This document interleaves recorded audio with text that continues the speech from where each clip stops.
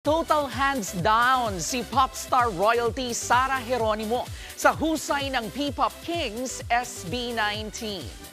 Sa isang event ng ine-endorsong insurance company, inamin ni Sarah na damang-damanga niya ang pressure sa collab song nilang Umaaligid dahil sa galing ng P-Pop Kings.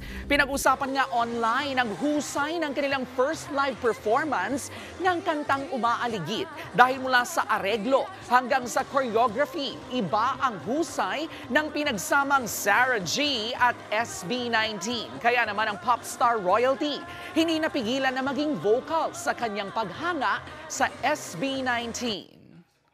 What inspires me the most about them, their passion at saka dedication and hard work.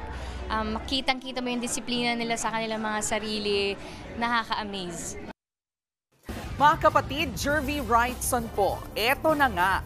Para sa latest showbiz news at iba pang kay-alaman, mag-follow at mag-subscribe na sa social media pages ng News 5.